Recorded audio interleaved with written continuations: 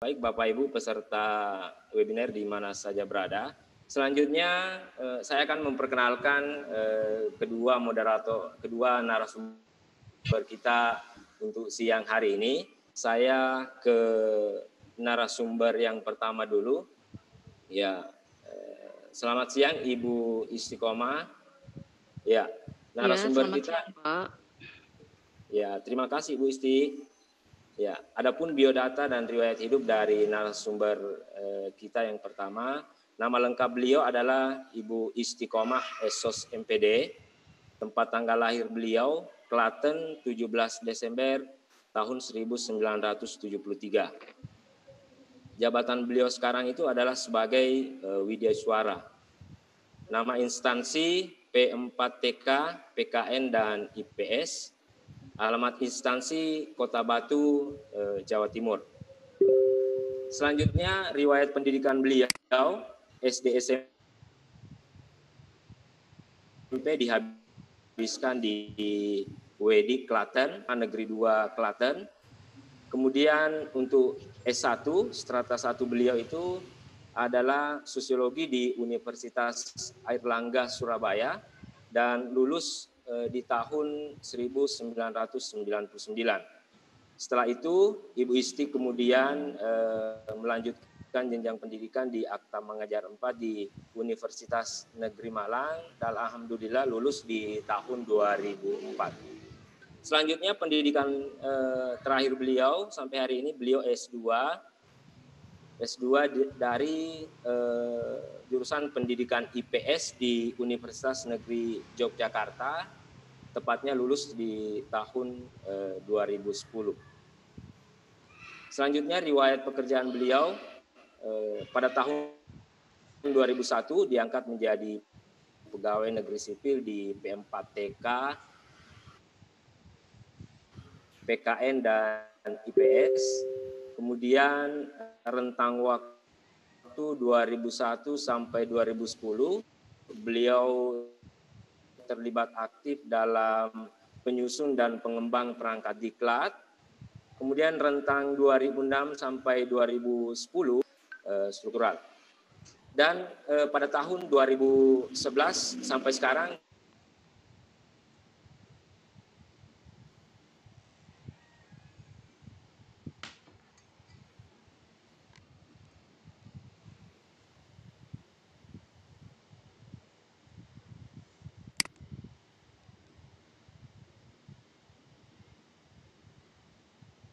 di Widyaswara.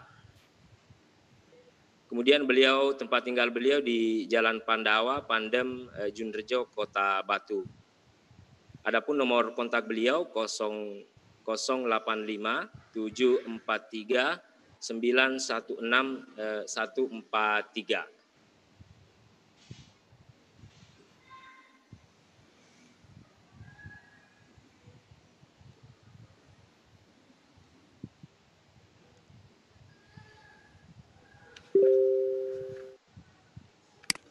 Ya, itulah tadi biodata dari Ibu Istiqomah yang hari ini bertindak sebagai narasumber yang pertama. Selanjutnya narasumber kedua, adapun kurikulum vitae dari narasumber kedua, nama lengkap beliau adalah Ibu Asih Pangestuti Esos. Kemudian tempat tanggal lahir Kebumen 25 April tahun 1977. Kemudian beliau bertindak sebagai guru sosiologi di SMA Negeri 4 Kebumen. Alamat instansi Jalan Maijen Sutoyo nomor 7 Kebumen. Alamat rumah Desa Ungaran RT 01 RW 01 Kecamatan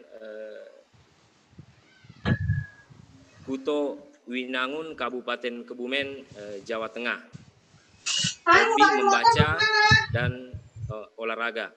Adapun riwayat organisasi beliau sampai hari ini beliau aktif sebagai pengurus MGMP Sosiologi untuk Kabupaten Kebumen yang juga bertindak sebagai bendahara MGMP. Kemudian penghargaan dan kejuaraan yang pernah diraih Ibu Asih ini pada tahun 2019 sebagai juara 1 tingkat nasional Olimpiade Guru Nasional untuk mata pelajaran sosiologi. Kemudian di tahun 2016 sebagai juara 1 tingkat kabupaten Olimpiade Guru Nasional. Kemudian pada tahun 2014 beliau juara 1 tingkat kabupaten guru berprestasi. Ya, demikianlah gambaran biografi dan profil singkat kedua narasumber kita untuk siang hari ini. Ya, selanjutnya saya persilahkan mungkin untuk yang pertama kepada Ibu Asih sebagai narasumber pertama yang akan memaparkan materinya. Silakan Ibu Isti.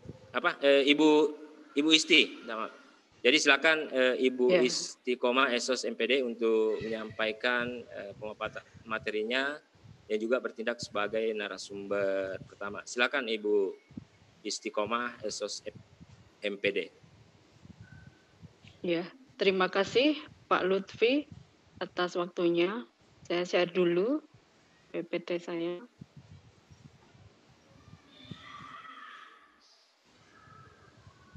Sudah terlihatkah PPT saya? Ya, sudah Bu. Ya. Ya, baiklah. Bapak Ibu peserta webinar yang saya hormati, Assalamualaikum warahmatullahi wabarakatuh.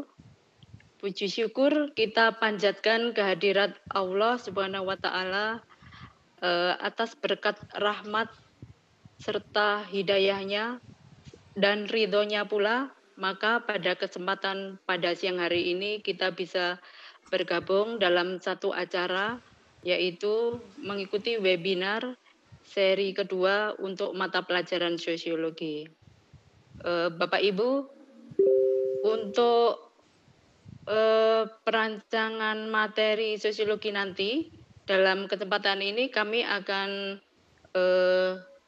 ada dua narasumber yang akan berbagi tugas. Saya akan menyampaikan untuk materi pembelajaran jarak jauh pada masa pandemi dan nanti bagaimana implementasinya di sekolah, rancangannya sampai kepada penilaiannya nanti akan disampaikan oleh Bu Asih. Bapak Ibu, pada pembelajaran jarak jauh di masa pandemi ini nanti yang akan kita bahas adalah apa pembelajaran jarak jauh, kemudian mengapa harus pembelajaran jarak jauh dan dasarnya apa, kemudian juga bagaimana pembelajaran jarak jauh itu kita lakukan. Ya, Bapak Ibu, kita sama-sama saat ini dalam kondisi mengalami situasi yang tidak pernah kita pikirkan, tidak pernah kita bayangkan. Bagaimana kita tahu-tahu ada virus pandemi COVID, yang mana dengan virus itu kita langsung sekolah harus menghentikan pembelajaran secara tatap muka langsung di kelas dan harus dilakukan secara pembelajaran jarak jauh. Nah, pada saat pandemi ini juga ada beberapa hal yang harus kita lakukan menjadi suatu kebiasaan dan akhirnya nanti akan menjadi budaya, yaitu bagaimana kita harus sering cuci tangan, khususnya ketika kita habis dari bepergian dari rumah ataupun mau menyentuh area wajah, cuci tangan dulu, kemudian pakai air yang mengalir dan pakai sabun. Itu yang sangat dinasihatkan dari Satgas COVID itu. Kemudian kalau di tempat umum kita menyaksikan bagaimana kalau masuk ke satu lokasi, tempat umum ataupun perkantoran, kemudian tempat-tempat yang lain ada pengukuran suhu badan. Di sana juga ada kita diwajibkan memakai masker atau face shield. Kemudian juga kita diharapkan untuk menjaga jarak fisik minimal 1 meter dengan yang lain, karena untuk menghindari ketika orang berbicara terkadang ada percikan air yang keluar. Nah, itulah tujuan dari menjaga jarak fisik. Kemudian bagaimana selama pandemi ini berpengaruh terhadap pendidikan? Pastinya iya. Tadi sudah saya sampaikan untuk di sekolah bahwa kita mulai pertengahan Maret itu sekolah tidak bisa berjalan seperti biasanya. Sekolah tidak ada pembelajaran secara langsung di kelas. Di sana kita ada belajar dari rumah atau belajar jarak jauh. Kemudian bagaimana guru dan murid lebih banyak di depan laptop ataupun gadget. Ini karena memang dengan pembelajaran jarak jauh, mau tidak mau, kita dipaksa untuk menggunakan di antaranya dua media itu, laptop ataupun gadget. Kemudian juga tuntutan literasi IT, baik itu kita sebagai tenaga pendidik ataupun siswa juga dituntut untuk literasi IT-nya dan keluarga. Itu iya. Kemudian bagaimana pengaruh pandemi terhadap keluarga ini hubungannya dengan kependidikan, yaitu pendampingan belajar dari orang tua itu dituntut lebih dibanding yang kemarin. Kalau kemarin porsinya lebih kecil, maka pada masa PJJ ini peranan keluarga lebih besar. Tuh. Berikutnya, kenapa PJJ dilakukan? Karena ini kebijakan oleh Kementerian Pendidikan kita tentang hubungannya dengan virus pandemi, yaitu adanya SE Mendikbud nomor 2 tahun 2020 tentang pencegahan dan penanganan virus corona di Kemendikbud. Kemudian muncul kembali surat edaran Menteri nomor 3 tahun 2020 tentang pencegahan COVID pada satuan pendidikan. Dan SE nomor 4 tahun 2020 tentang pelaksanakan kegiatan pendidikan pada masa darurat penyebaran COVID. Ini tentang kebijakan pelaksanaan pendidikannya.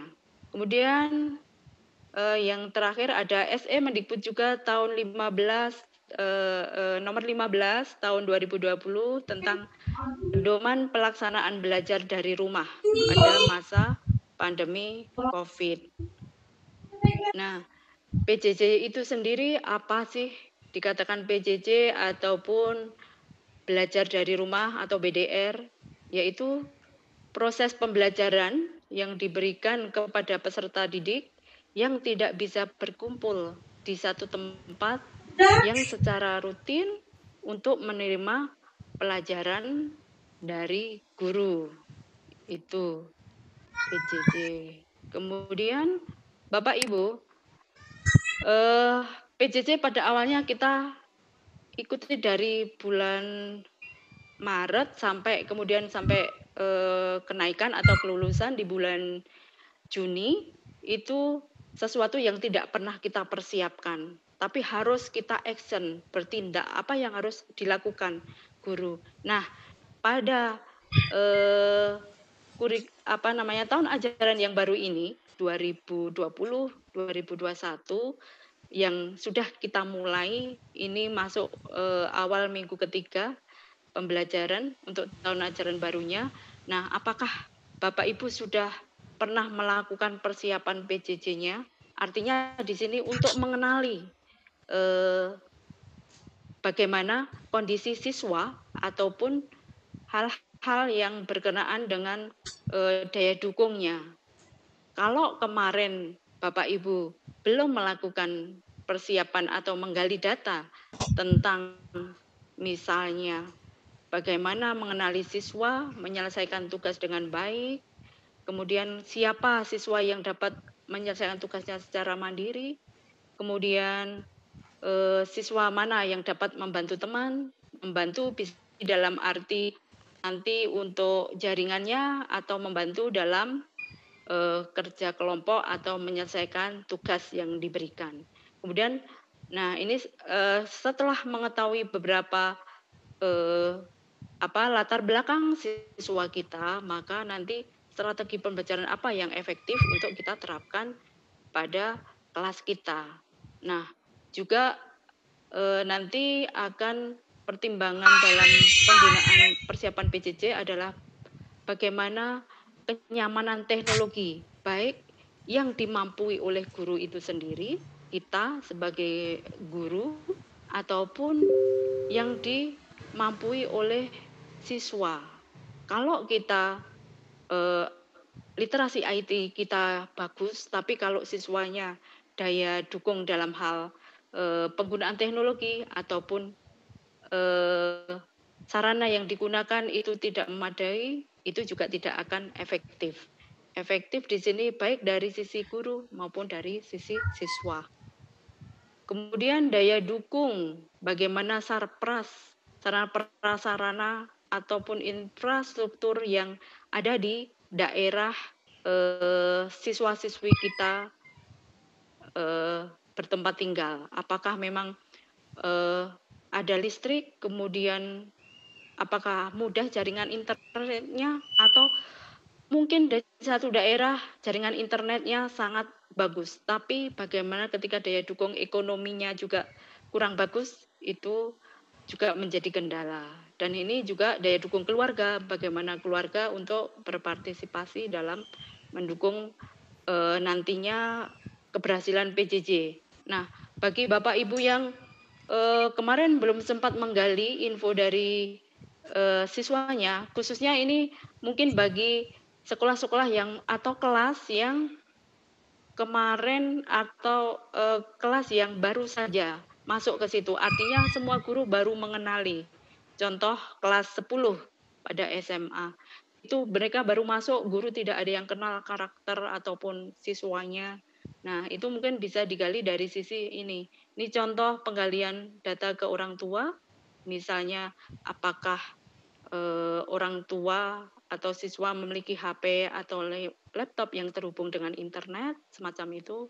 Kemudian berapa sering penggunaan internet dari orang tua. Mungkin apakah setiap hari bisa, atau mungkin dalam seminggu hanya berapa hari, ataupun dalam sebulan mungkin nggak sampai 1 minggu full, hanya beberapa hari. Kemudian juga tentang penggunaan aplikasi, misalnya ini apakah Bapak Ibu atau keluarga sudah paham penggunaan aplikasi tertentu yang ingin Bapak Ibu gunakan apa, misalnya Google Meet, atau pakai Microsoft 365, atau pakai Moodle, atau pakai Google Classroom. Apakah orang tua juga paham dengan itu, ataupun siswanya? Nah, itu perlu digali.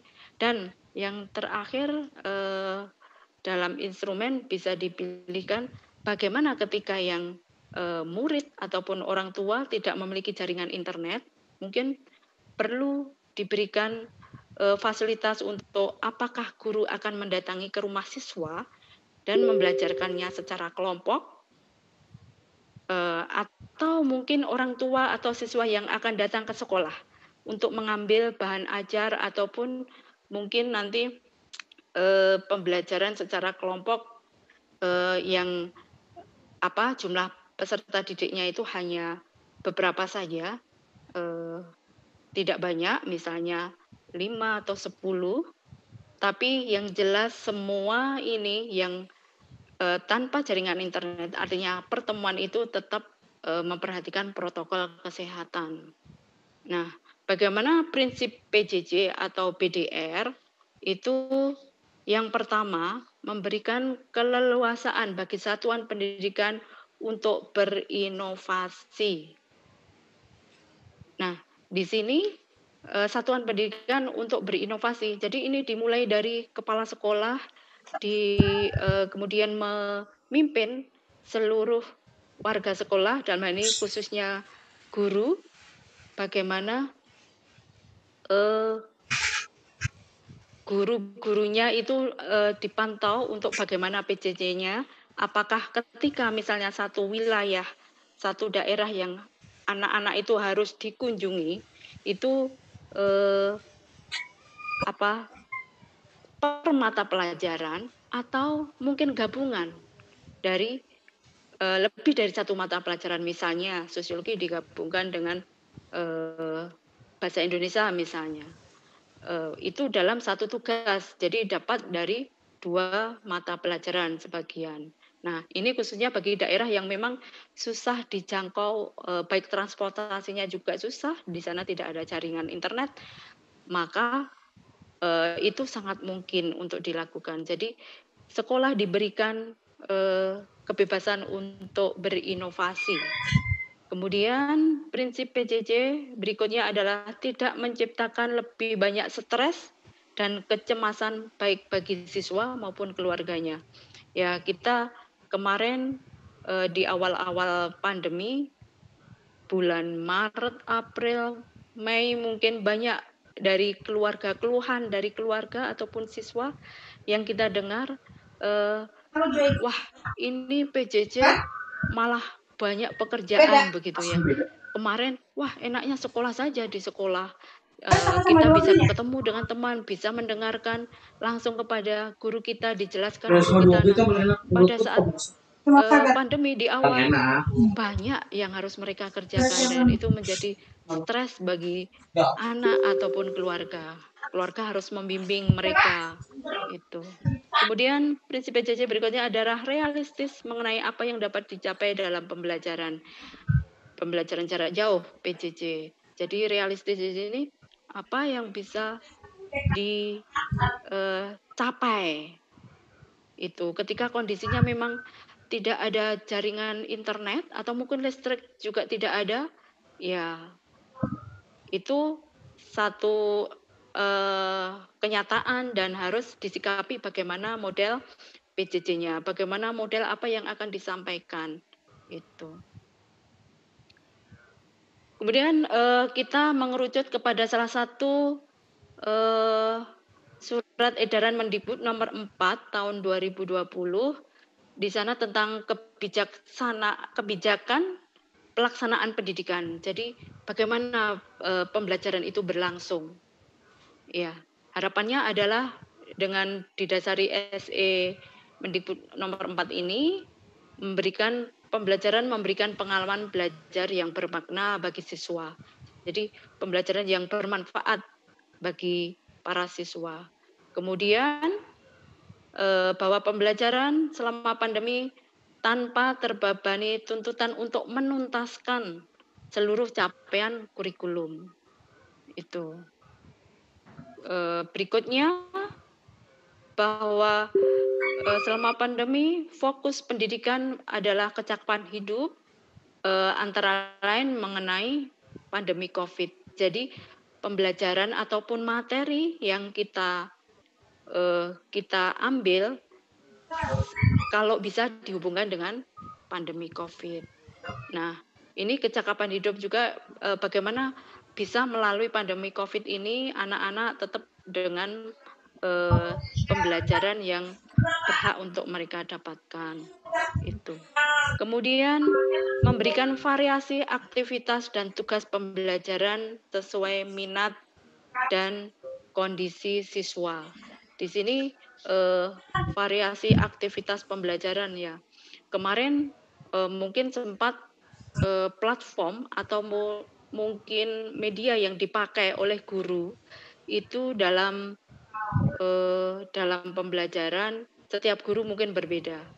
Mungkin guru A menggunakan Google Classroom, guru B menggunakan yang lain. Nah, itu kan banyak. Tapi menurut hemat saya, itu kurang efektif karena peserta didik harus menggunakan ini platform yang berbeda. Tapi kalau sekarang dengan tahun ajaran baru mungkin ada sekolah yang menggunakan platform yang sama untuk semua mata pelajaran, untuk yang di sekolah itu menurut hemat saya lebih efektif. Nah, tugas itu harapannya jenis tugas bisa bervariasi. Misalnya, ya terkadang anak disuruh literasi, membaca. Terkadang juga anak disuruh untuk membuat resume atau mungkin membuat tulisan ataupun podcast atau mungkin rekaman video mungkin misalnya atau puisi atau yang lain sesuai minat dan kondisi siswa yang sesuai dengan tujuan pembelajaran yang akan dicapai. Dan yang keempat dari SE Mendikbud nomor 4 ini adalah harapannya adalah guru dalam memberikan tugas itu ada umpan balik dan penilaiannya bersifat kualitatif itu dan bermanfaat bagi guru. Nah, penerapan dari surat edaran Kemendikbud nomor 4 tadi, kurikulum yang bisa dipakai atau yang bisa dilakukan dari sekolah adalah pertama adanya penyederhanaan isi, baik itu KD atau indikator esensi. Jadi kalau memang tidak memungkinkan semua berjalan, semua capaian KD-nya dengan kondisi siswa, dengan kondisi siswa yang ada, latar belakang siswa dan keluarga yang ada, tidak mungkin menyelesaikan semua KD, maka ambillah KD ataupun indikator esensial. Nah, karena dalam hal selama pandemi ini, fokus dari pembelajaran adalah untuk literasinya dan numerasi, begitu. Nah, berikutnya pembelajaran bisa berbasis topik atau mata pelajaran, bisa lintas kelas, bahkan bisa lintas sekolah atau lintas wilayah. Contohnya di sini ketika misalnya guru-guru berkolaborasi untuk membuat rekaman pembelajaran misalnya, video pembelajaran. Kemudian bekerja dengan TV, baik itu TVRI ataupun TV lokal, itu digunakan untuk satu kota atau kabupaten tertentu misalnya. Jadi itu lintas kelas, artinya bukan hanya kelas misalnya 10A saja, tapi bisa 10A, B, C, dan seterusnya, dan bisa untuk sekolah yang lain, dan bisa juga untuk lintas wilayah. Kemudian waktu yang fleksibel, tidak harus pagi begitu. Jadi PJJ pada prinsipnya waktunya itu fleksibel. Ini juga berlatar belakang dari menyesuaikan kondisi keluarga ataupun anak. Dan bagaimana penilaiannya pada saat pandemi itu harapannya bukan hanya tes kalau memungkinkan. Maka juga ada penilaian dari orang tua ataupun dari siswa itu sendiri, peserta didik itu sendiri. Karena selama pandemi memang siswa itu kan mandiri, berbeda dengan kemarin. Kemarin kalau di kelas itu siswa dikontrol oleh guru, artinya dalam kondisi yang dipantau oleh guru, bahkan sehari hampir 5-6 jam begitu.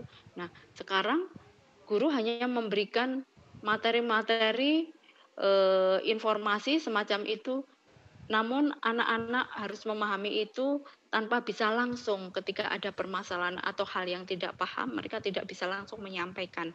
Tertunda oleh waktu, bisa juga tertunda oleh fasilitas begitu, sehingga ini sedikit banyak menjadi kendala. Dan bagaimana orang tua partisipasinya juga bertambah, sehingga ketika penilaian itu juga melibatkan orang tua, artinya ada instrumen observasi dari orang tua, itu bisa menjadi tambahan penilaian tersendiri selama pandemi ini khususnya. Nah, bagaimana moda pembelajaran yang bisa dipakai kalau kemarin kita sebelum pandemi memang ada tatap muka di kelas. Sekarang kita saat pandemi ini PJJ yang bisa pakai daring maupun luring begitu.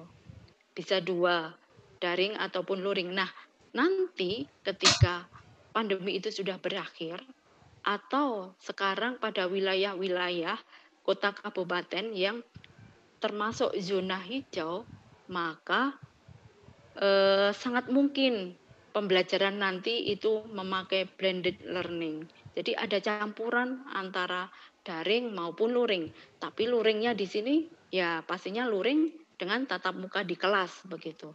Nah, ketika blended learning nanti ada satu model yang bisa dipakai oleh Bapak Ibu untuk pembelajaran yaitu flip classroom. Flip classroom di sana ada artinya pembelajaran kelas terbalik. Ya, kalau selama ini kita memberikan materi kepada siswa dulu, kemudian baru kita berikan tugas rumah untuk mereka tugas atau diskusikan begitu. Nah, ini diganti. Anak-anak diberikan tugas dulu untuk menggali informasi baik secara mandiri ataupun ada buku ataupun materi yang disampaikan oleh guru. Nah, pada pertemuan berikutnya itu adalah digunakan untuk membahas apa yang mereka belum pahami dari yang sudah mereka pelajari secara mandiri, kemudian mereka mengerjakan tugas ataupun beberapa pertanyaan dari kita untuk menggali apakah mereka benar-benar sudah paham, kemudian kalau memang sudah diskusi untuk membahas apa yang sedang dibahas pada hari itu, begitu. Nah, media ataupun sumber belajar yang bisa dipakai pada saat PJJ atau BDR, dalam hal ini yang ada dukungan jaringan internet, yaitu PJJ secara daring begitu, maka beberapa platform bisa kita pakai media. Misalnya untuk tatap maya seperti ini, kita Vicon gitu ya. Tatap maya atau Vicon bisa melalui aplikasi Google Classroom, Zoom Meeting seperti sekarang, Zoom Meet, Webex ataupun BBB dan banyak lagi. Kemudian juga media yang bisa dipakai selama PJJ itu video pembelajaran, misalnya dari YouTube gitu. Ataupun media yang dipakai adalah portal rumah belajar atau ruang guru atau TV edukasi dan sejenisnya. Itu kita bisa gunakan sebagai media dan sumber belajar.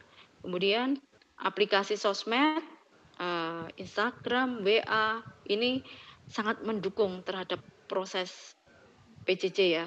Bagaimana saat ini untuk WA untuk memantau atau mengendalikan pembelajaran itu sangat-sangat dibutuhkan. Kemudian juga media yang bisa dipakai dalam PJJ adalah program LMS, misalnya Moodle, Microsoft 365, dan sebagainya. Bapak Ibu peserta webinar, media atau sumber belajar PJJ yang luring atau tanpa dukungan jaringan internet yang bisa dipakai yaitu TV, program atau siaran melalui TVRI. Kemarin Kementerian kita sudah membuat jadwal siaran di TV untuk pelajaran dari PAUD, SD sampai SMA. Jadwal-jadwalnya sudah ada begitu, jadi itu bisa dimanfaatkan untuk sumber belajar. Kemudian mungkin juga di tempat Bapak Ibu ada kolaborasi antar guru dan dinas pendidikan setempat, misalnya menggunakan media TV lokal untuk menyampaikan pembelajaran tadi, sehingga bisa lintas kelas, lintas sekolah, bahkan lintas wilayah. Kemudian di radio juga bisa digunakan sebagai media yang membantu kesuksesan PJJ. Kemudian kalau luring berikutnya bisa menggunakan modul atau LKS. Ya, ini seperti universitas terbuka, UT gitu ya. Bagaimana dengan modul yang dibikin atau LKS yang dibikin oleh guru kemudian disampaikan kepada siswa kita. Kemudian alternatif luring berikutnya adalah guru bertemu dengan siswa. Dalam hal ini pastinya ketemu itu dalam kelompok-kelompok kecil, entah guru yang mendatangi ke rumah ataupun tadi siswa yang ke sekolah untuk pembelajaran tetap dengan menjaga protokol kesehatan. Nah, bagaimana peran guru selama pandemi ini? Pastinya bahwa fungsi dan peran guru sedikit banyak sudah digantikan dengan IT ya Bapak Ibu. Internet, YouTube, atau pakai ruang guru dan lain-lain. Sebenarnya anak-anak bisa dari ilmu dari media itu bisa mendapatkan banyak ilmu, banyak wawasan. Namun peran guru yang tidak bisa digantikan oleh IT adalah bagaimana guru membangun relasi ataupun memberikan semangat kepada siswa untuk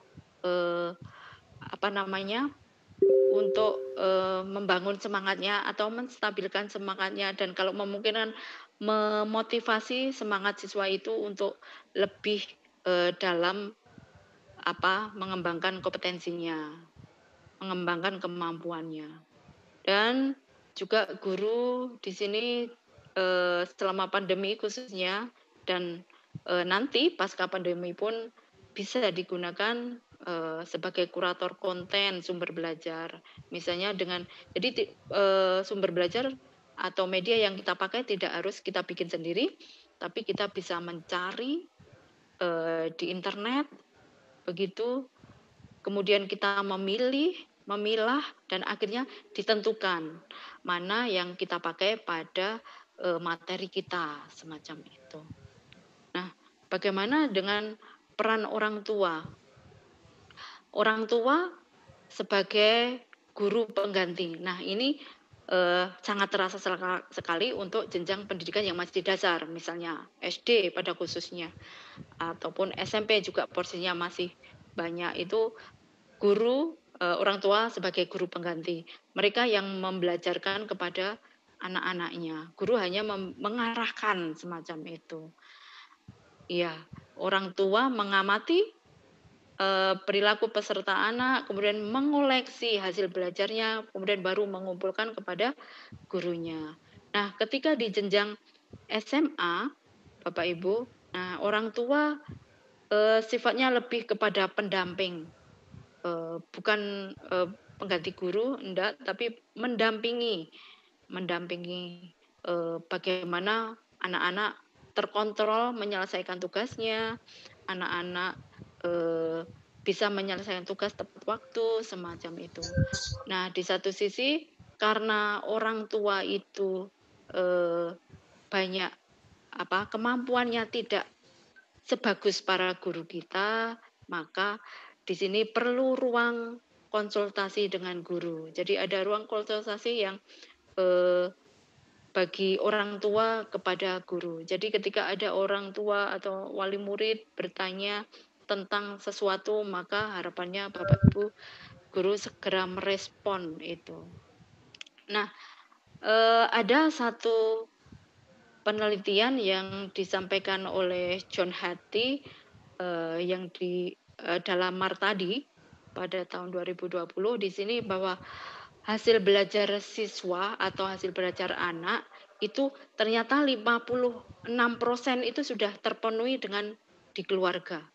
Yaitu siswa sendiri sudah 49%, kalau ditambah dengan peran orang tua, di situ sudah 56% sendiri untuk anak itu berhasil dalam pembelajarannya begitu.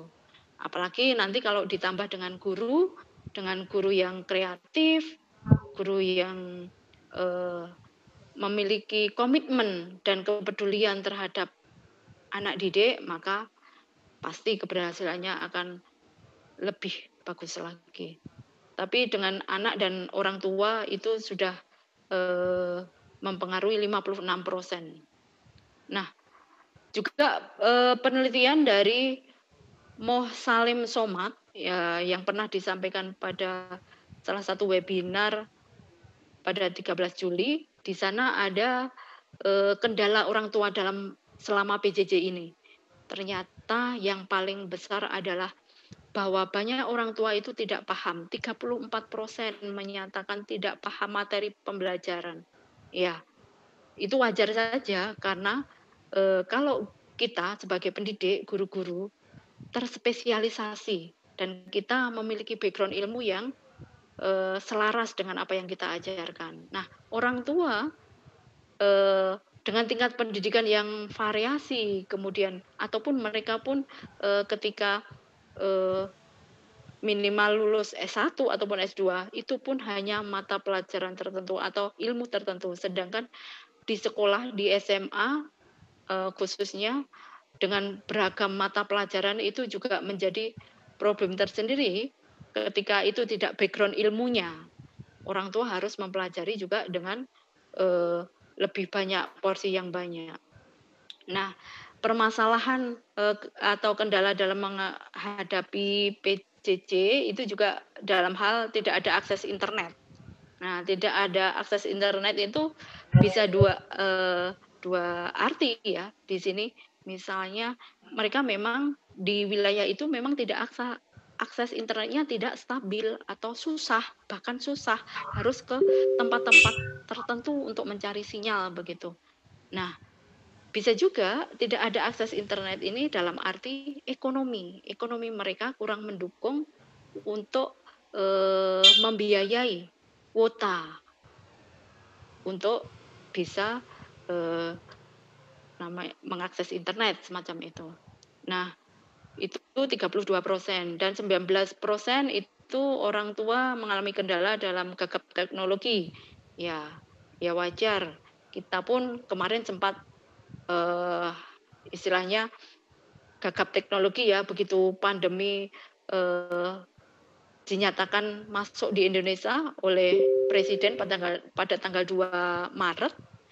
Kemudian pertengahan Maret sekolah harus berhenti, guru juga dituntut untuk yang sebelumnya leha-leha atau tidak mau menggunakan teknologi, tidak jaringan internet, hanya digunakan WA hanya untuk bersosmed, untuk menyapa, berbincang, atau hanya untuk cari informasi pribadi. Nah, sekarang dituntut untuk lebih mengenal platform-platform yang lain.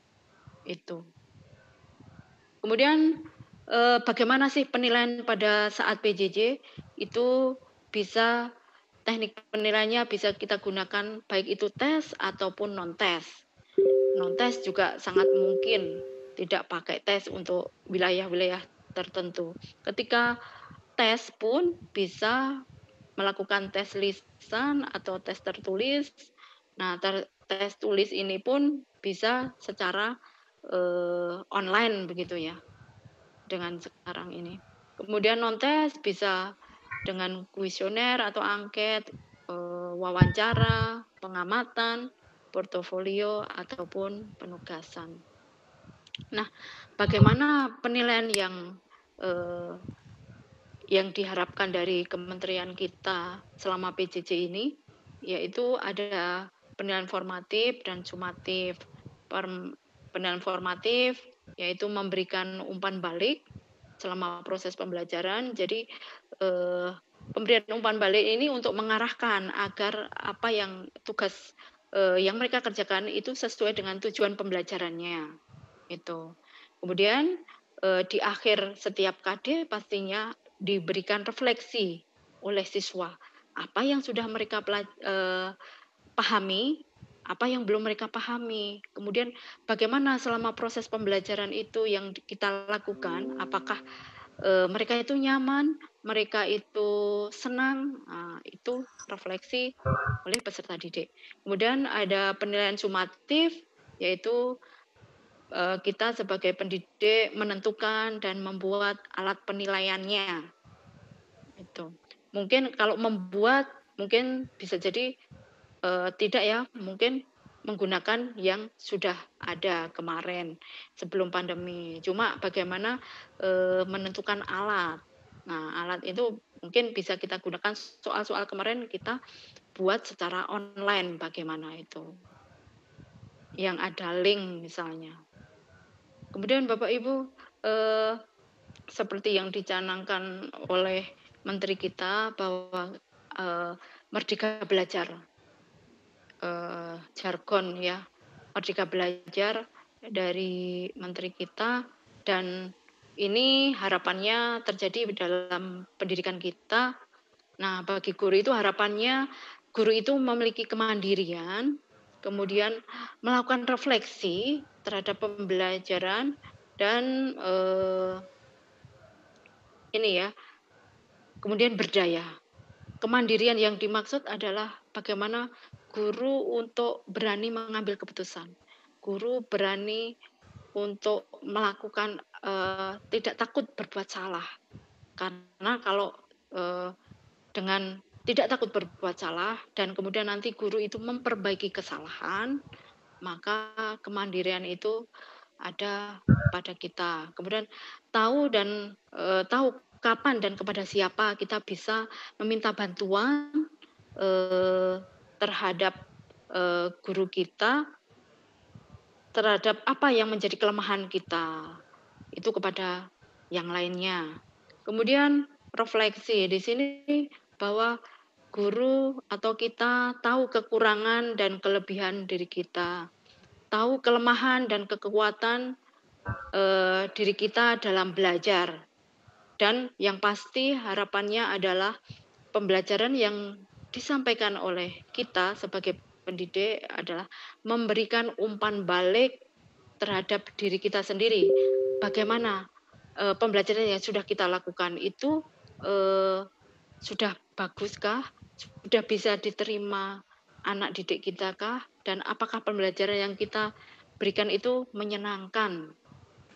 Atau malah sebaliknya pembelajaran yang kita berikan itu seperti horor bagi anak-anak. Nah, itu refleksi. Kalau kita mau melakukan refleksi, itu harapannya Merdeka Belajar tercapai dalam pembelajaran kita. Kemudian yang Merdeka Belajar bagi guru berikutnya adalah guru yang berdaya. Guru yang bisa berbagi keterampilan dengan yang lainnya, menularkan pengalamannya, praktek baiknya kepada yang lain. Kemudian melakukan bantuan kepada lingkungan sekitar.